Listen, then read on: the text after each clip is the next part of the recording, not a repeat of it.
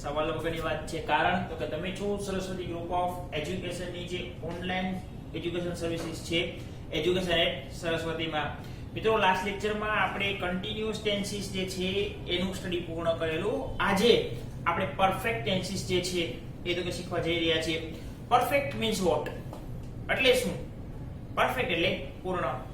તો સૌપ્રથમ મારો એક પ્રશ્ન મેં તમને પૂછ્યો કે પરફેક્ટ એટલે શું?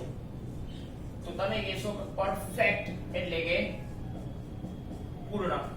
સારી વાત છે, પરફેક્ટ એટલે પૂર્ણ. પણ પૂર્ણકાળનો ઉપયોગ ક્યારે કરવાનો? તો કે જ્યારે ક્રિયા પૂરી થઈ ગઈ હોય અને એના વિશે વાત કરવાની હોય ત્યારે પૂર્ણકાળનો ઉપયોગ થાય. એટલે હું શું કહેવા માંગુ છું તો કે પૂર્ણકાળ આપણી પાસે કેટલા છે? 3 છે. કયા કયા? તો કે સૌપ્રથમ તો કે પૂર્ણ વર્તમાન કાળ, પછી તો કે પૂર્ણ ભૂતકાળ અને પછી તો કે પૂર્ણ ભવિષ્યકાળ. તો આપણે કાળની ચર્ચા કરીએ એ પહેલા વર્ગગત્યની જે વધારાની જે રજૂઆત છે એ તો જોઈ લઈએ. શું કે જ્યારે પણ પૂર્ણ કે પરફેક્ટ શબ્દ કોઈ પણ ટોપિક ની આગળ લાગે છે, ગુજરાતીમાં પૂર્ણ અને ઇંગ્લિશમાં પરફેક્ટ, એટલે હંમેશા ટુ હેવ ના જે રૂપો છે એનો જ ઉપયોગ થશે.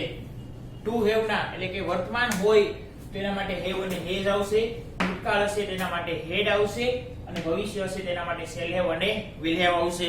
તો હવે કરીએ પૂર્ણની વાત. તો પૂર્ણ એટલે શું? સૌપ્રથમ તો કે પૂર્ણ વર્તમાન કાળ. ક્રિયા પતી ગઈ હોય પણ અસર હજુ ચાલુ હોય એના માટે તો કે પૂર્ણ વર્તમાન કાળનો ઉપયોગ થાય છે. સમજાણું નહીં કઈ? તો કે આપણે સાદો ભૂતકાળ જ્યારે ભણતા હતા સિમ્પલ પાસ્ટ ટેન્સ, ત્યારે મેં તમને બે કન્ટ્રીઝના એક્ઝામ્પલ આપેલા કે જ્યારે કોઈ ઘટના પૂર્ણ થઈ ગયેલી હોય તો જો તમે યુનાઇટેડ કિંગડમ એટલે કે ઇંગ્લેન્ડમાં હો તો તમારે સાદા ભૂતકાળનો ઉપયોગ કરવાનો થાય. જો તમે યુનાઇટેડ સ્ટેટ્સ ઓફ અમેરિકા એટલે કે યુએસએ માં હો તો એ જ ઘટના બતાવવા માટે તમારે પૂર્ણ વર્તમાન કાળનો ઉપયોગ કરવો પડે છે. ટૂંકમાં કહી શકાય કે ઘટના પૂર્ણ છે, અસર ચાલુ છે.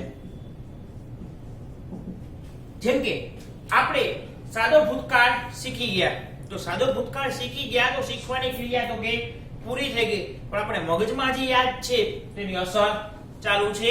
તો એમ કહેવાય કે ભાઈ we have learned simple past tense, અમે સિમ્પલ પાસ્ટ ટેન્સ ભણ્યા છીએ. તો ક્રિયા પૂરી થઈ ગઈ, અસર ચાલુ છે. બીજો એક એક્ઝામ્પલ કે ભાઈ કોઈ મૂવી જોવા આપણે ગયા હોય તો મૂવી જોવાનું જે 3 કલાકની જે ક્રિયા છે 3 કલાક પછી તો કે પૂરી થઈ જશે, પણ એ મૂવી આપણા મગજમાં યાદ રહેશે તો કે હા. આપણે જ્યારે પણ એ મૂવીનું પોસ્ટર જોશું લાગતો ફટકતા એને જે સિક્વન્સ છે, એની ફાઇટિંગ છે, ડાયલોગ છે કે એનું સોંગ છે એ ફટકતો આપણને યાદ આવશે. તો ઘટના કેવી છે? પૂર્ણ છે પણ અસર ચાલુ છે. તો એના માટે વપરાય પૂર્ણ વર્તમાન કાળ. વાત કરીએ પૂર્ણ ભૂતકાળની. પૂર્ણ ભૂતકાળ એટલે શું?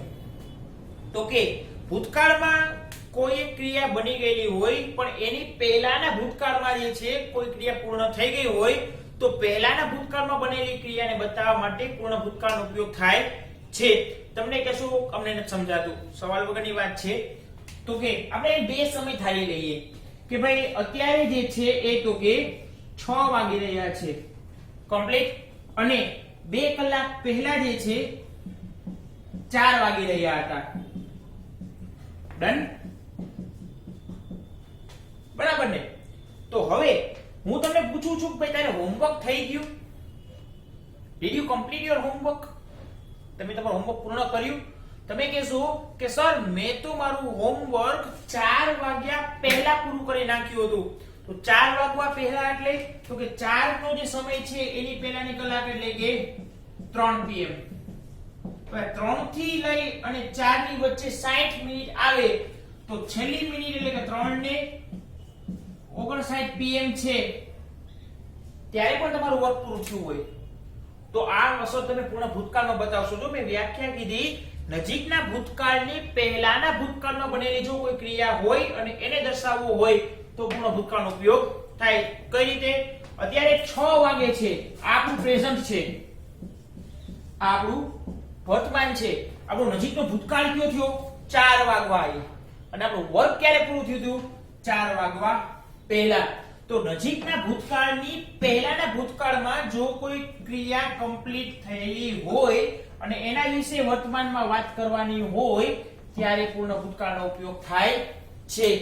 આ બહુ સિમ્પલ વસ્તુ છે કે ભાઈ અમે સ્ટેશને પહોંચ્યા એની પહેલા ટ્રેન છૂટી ગઈ હતી, તો આપણે સ્ટેશને જે છે પહોંચવાનો સમય 12 વાગવાનો છે. બપોરે 12 વાગે આપણી ટ્રેન છે. આપણે પહોંચીએ છીએ કેટલા વાગે? તો કે 12:30 અને 12:30 સ્ટેશને પહોંચ્યા. તો અમે સ્ટેશને પહોંચ્યા એની પહેલા ટ્રેન નીકળી ગઈ હતી.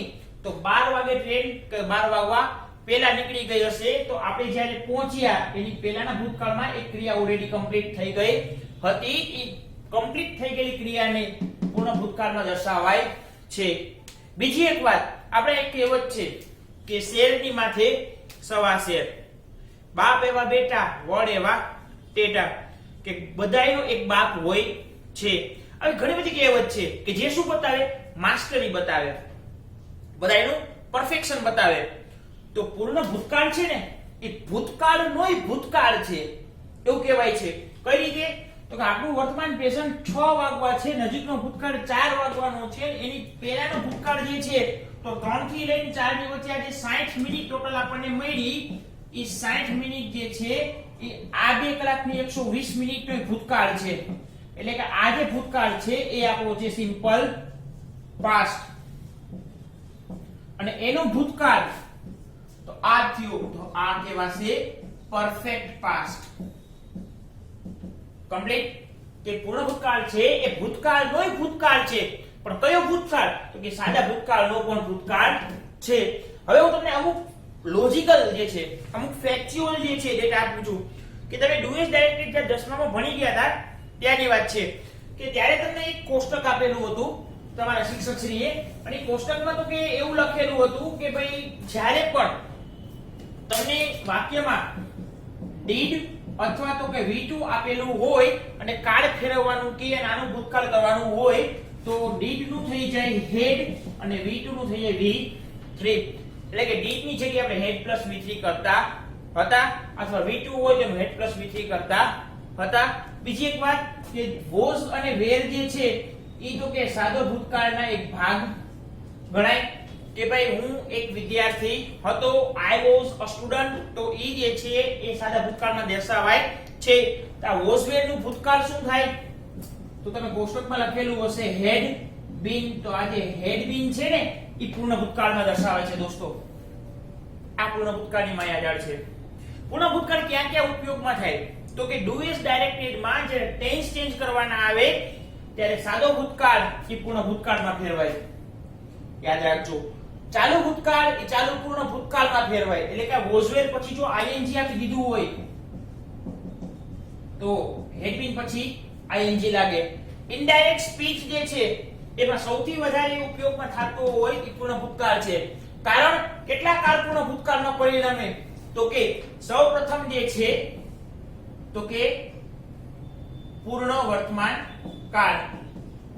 પૂર્ણ વર્તમાન કાળ જે છે એ તો કે પૂર્ણ ભૂતકાળમાં ફરે. બીજું છે સાદો ભૂતકાળ.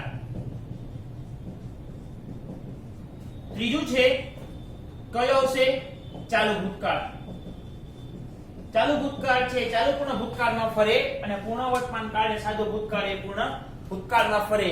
તો ઇનડાયરેક્ટ સ્પીચમાં પણ પૂર્ણ ભૂતકાળનું મહત્વ સૌથી વધારે રહેલું છે. આ પૂર્ણ ભૂતકાળ થયું. હવે તો પૂર્ણ ભવિષ્યકાળ. પૂર્ણ ભવિષ્યકાળ એટલે શું?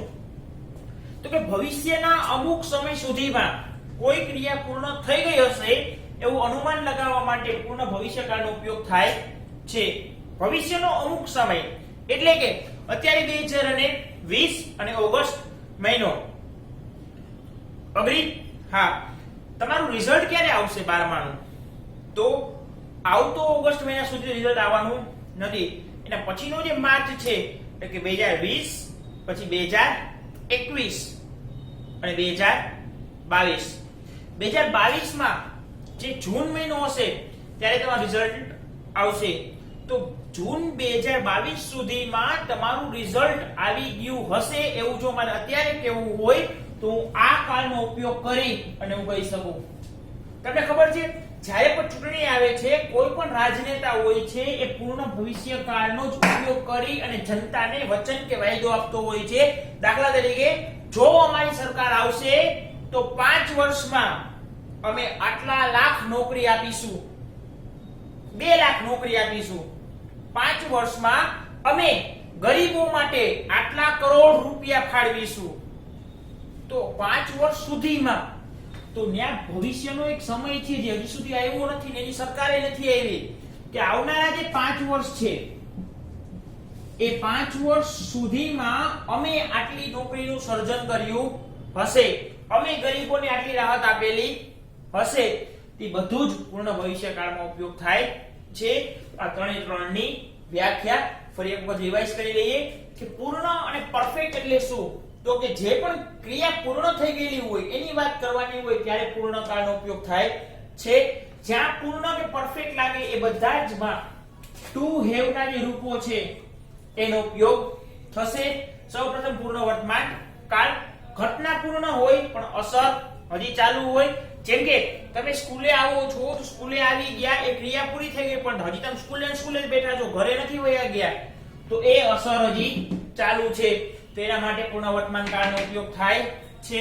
મૂવી જોવાઈ ગયું હોય, મૂવી તમે જોયું હોય, મૂવી પૂરું થઈ ગયું પણ એ અસર હજી ચાલુ હોય તો એને બતાવવા પૂર્ણ વર્તમાન કાળનો ઉપયોગ થાય છે. પૂર્ણ ભૂતકાળ, તો કે ભૂતકાળનો પણ ભૂતકાળ એટલે કે પૂર્ણ ભૂતકાળ. નજીકના ભૂતકાળની પહેલાના ભૂતકાળમાં જો કોઈ ક્રિયા કમ્પ્લીટ થઈ ગયેલી હોય તેને પૂર્ણ ભૂતકાળ કહેવાય છે. નજીકનો ભૂતકાળ એટલે કે સિમ્પલ પાસ્ટ, સાદો ભૂતકાળ. વાત કરીએ પૂર્ણ ભવિષ્યકાળની કે ભાઈ પૂર્ણ ભવિષ્યકાળ એટલે શું? તો કે ભવિષ્યના આવનારા સમયમાં, ભવિષ્યના અમુક સમય સુધીમાં કોઈ ક્રિયા પૂર્ણ થઈ ગઈ હશે એવું અનુમાન લગાવવા માટે પૂર્ણ ભવિષ્યકાળનો ઉપયોગ થાય છે. તો આ થયા ત્રણે ત્રણ પૂર્ણકાળ. હવે પછી જે છે તો કે આપણે જોશું સહાયકારક ક્રિયાપદો કયા કાળને શું લાગુ પડશે અને મુખ્યત્વે ક્રિયાપદનું કયું રૂપ લાગુ પડશે. હવે ચર્ચા કરીએ સહાયકારક ક્રિયાપદ અને મુખ્ય ક્રિયાપદની. તો આપણે પહેલા ડિસ્કસ કરી ગયા કે જ્યારે પણ પરફેક્ટ શબ્દ લાગશે એ બધા જ ટોપિકને ટુ હેવ ના ક્રિયાપદના રૂપો લાગુ પડશે. એટલે કે જો પૂર્ણ વર્તમાન કાળ હશે, પૂર્ણ વર્તમાન કાળ, તો એને એકવચન માટે હેઝ અને બહુવચન માટે તો કે હેવ લાગુ પડશે. પણ આ બેને કમ્બાઈન્ડલી V3 લાગુ પડશે એટલે કે ક્રિયાપદનું ભૂતકૃદંતનું રૂપ લાગુ પડશે. ક્રિયાપદનું ભૂતકૃદંતનું રૂપ. ડન.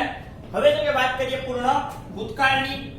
તો કે જો પૂર્ણ ભૂતકાળની વાત કરવામાં આવે તો પૂર્ણ ભૂતકાળમાં તો કે એકવચન હોય કે બહુવચન બધા સાથે તો કે હેડ જ લાગુ પડશે અને ક્રિયાપદનું તો કે V3 એટલે કે ભૂતકૃદંતનું રૂપ એમાં પણ લાગુ પડશે. વાત કરીએ પૂર્ણ ભવિષ્યકાળની. પૂર્ણ ભવિષ્યકાળ, તો પૂર્ણ ભવિષ્યકાળમાં તો કે શેલ અને વિલ જે છે એ તો કે ભવિષ્ય સૂચક શબ્દો છે પણ પરફેક્ટ છે. પૂર્ણ કાળ આવી ગયું એટલે શેલ અને વિલ પછી તો કે આપણે હેવ લખવું કમ્પલસરી બને છે અને આ બને પછી પણ ક્રિયાપદનું ભૂતકૃદંતનું રૂપ જ લાગુ પડે છે. બીજી એક વાત તમને કહું તો જ્યાં પણ ટુ હેવ નું રૂપ લાગુ પડશે ત્યાં બધી જ જગ્યાએ ક્રિયાપદનું V3 એટલે કે ભૂતકૃદંતનું રૂપ છે એ જ લાગુ પડે છે. પછી પરફેક્ટ પાર્ટિસિપલ હોય, પરફેક્ટ ટેન્સીસ હોય કે કોઈ પણ વસ્તુ હોય, પરફેક્ટ મોડલ ઓક્સિલરીઝ હોય, તો આ જે શલ હેવ અને વિલ હેવ છે એ પરફેક્ટ મોડલ ઓક્સિલરી નો ભાગ કહેવાય કે જ્યાં can have, may have, might have, should have, would have, could have એ બધાની સાથે શેલ હેવ અને વિલ હેવ એ પરફેક્ટ મોડલ ઓક્સિલરી નો ભાગ ગણાશે. તો આ થયા પૂર્ણ વર્તમાન કાળ, પૂર્ણ ભૂતકાળ અને પૂર્ણ ભવિષ્યકાળના જે છે તો કે સહાયકારક અને મુખ્ય ક્રિયાપદ. હવે સાથે સાથે કીવર્ડ્સ જોઈ લઈએ. તો પૂર્ણ વર્તમાન કાળમાં જે કીવર્ડ્સ છે એ યટ છે, સિન્સ છે, ફોર છે, આ તો કે લાગુ પડશે. પછી પૂર્ણ ભૂતકાળની વાત કરું તો પૂર્ણ ભૂતકાળમાં જે છે એ તો કે when અથવા since અને for. ડન. પૂર્ણ ભવિષ્યકાળની વાત કરું તો એમાં જે છે એ તો કે by નામનું પ્રિપોઝિશન જે છે એ તો કે લાગુ પડશે. તો by જે છે તમને અત્યાર સુધી એમ થતું હોય કે by તો એક્ટિવ પેસિવ વોઇસ માં ઉપયોગ થાય અને ન્યા by નો મતલબ થાય દ્વારા, પણ અહીંયા by નો ગુજરાતી દ્વારા થશે નહીં. પૂર્ણ ભવિષ્યકાળમાં by નો મીનિંગ થશે સુધીમાં, 2050 સુધીમાં, 2021 સુધીમાં, 2025 સુધીમાં, આવતા મહિના સુધીમાં. તો એના માટે by નો ઉપયોગ થશે. અને બીજી એક વાત કે અહીંયા પૂર્ણ ભવિષ્યકાળમાં by પછી જે તે સમય લખવાનો રહેશે, એટલે કે કોઈ તારીખ હોય, મહિનો હોય કે વર્ષ હોય, બરાબર છે. તો આ થયા કીવર્ડ્સ અને સહાયકારક ક્રિયાપદ અને મુખ્ય ક્રિયાપદના રૂપો.